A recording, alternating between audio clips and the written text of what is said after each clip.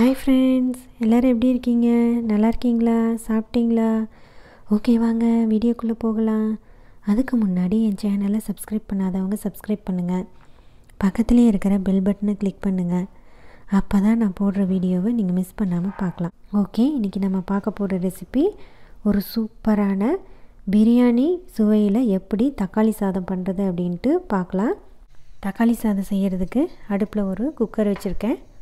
Cooker நல்லா heat ஆயிடுச்சு. இதில் 50 மில்லி ஆயில் ஊற்றிக்கலாம்.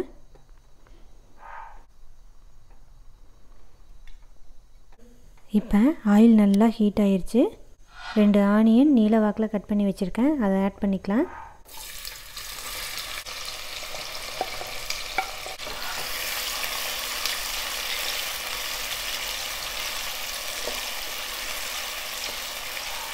ஆனியனை நல்லா பச்சை வாசனை போகிற அளவுக்கு வதக்கிடலாம்.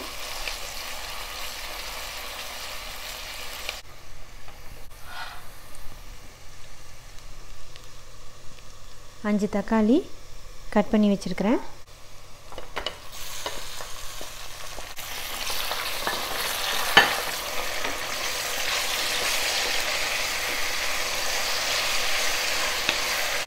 தேவையான அளவு சால்ட்டு போட்டு நல்லா கிளறி விட்டுக்கலாம். தக்காளி நல்லா வேகட்டும். தக்காளி நல்லா வதங்கிருச்சு. இப்போ 2 பச்சை மிளகாய் ஆட் பண்ணுறேன். இந்த பச்சை மிளகாய் காரமே இருக்காது. இஞ்சி பூண்டு விழுது 4 டீஸ்பூன் போட்டுக்கலாம்.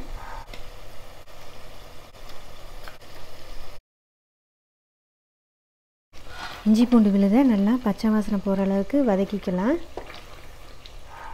இப்போ இஞ்சி பூண்டு பச்சை வாசனை எல்லாம் போயிடுச்சு.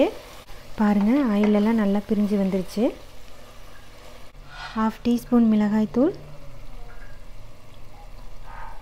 1/4 டீஸ்பூன் பட்டை கிராம்பு ஏலக்காய் தூள்,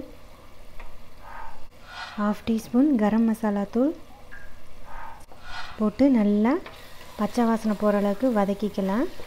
மசாலா எல்லாத்தையும் 2 டேபிள் ஸ்பூன் தயிர் ஆட் பண்ணுறேன். கெட்டியான தயிர் போட்டு நல்லா கிளறி விட்டுடலாம்.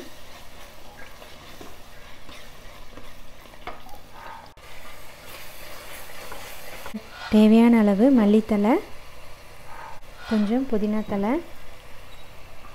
போட்டு கிளறி விட்டுடலாம். இது இஞ்சி பூண்டு அரைச்ச மசாலா தண்ணி. ஸோ அதையும் இதில் ஊற்றி வதக்கிடலாம். மசாலா தண்ணி ஆட் பண்ணியிருக்கிறோம், அது நல்லா பச்சை வாசனை போகிற அளவுக்கு வதக்கிடலாம். நீங்கள் கடைசியாக மசாலா வாட்டர் ஊற்றி அரிசி போட்டிங்க அப்படின்னா பச்சை வாசனை அடிக்கும், சாப்பாடு சாப்பிட முடியாது. இந்த மாதிரி நீங்கள் மசாலாவை வதக்கும்போது இஞ்சி பூண்டு மசாலா அரைச்ச தண்ணி ஆட் பண்ணி இந்த மாதிரி நல்லா வதக்கிட்டிங்கன்னா பச்சை வாசனை அடிக்காது. இப்போ இதை நல்லா சிம்மில் வச்சு ஒரு 5 மினிட்ஸ் பச்சை வாசனை எல்லாம் போகட்டும். இந்த டம்ளரில் 2 டம்ளர் அரிசி போட்டிருக்கேன். 1 டம்ளர் ரைஸுக்கு 2 டம்ளர் தண்ணி ஊற்றணும்.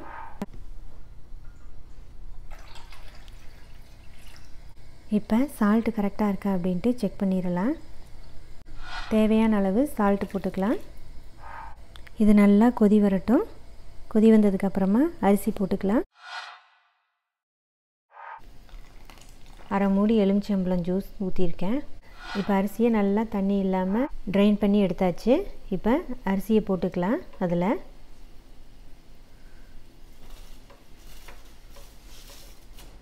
போட்டுட்டு நல்லா கிளறி விட்டுடலாம்.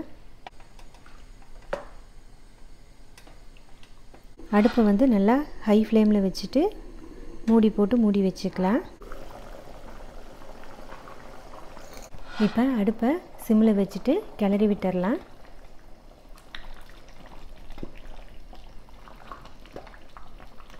குக்கரில் விசில் வைக்க தேவையில்லை. தம் விட்டாவே நல்லா சூப்பராக குழையாமல் தக்காளி சாதம் வரும். இன்னும் கொஞ்சம் தண்ணியெல்லாம் சுண்டட்டும், மூடி வச்சிடலாம்.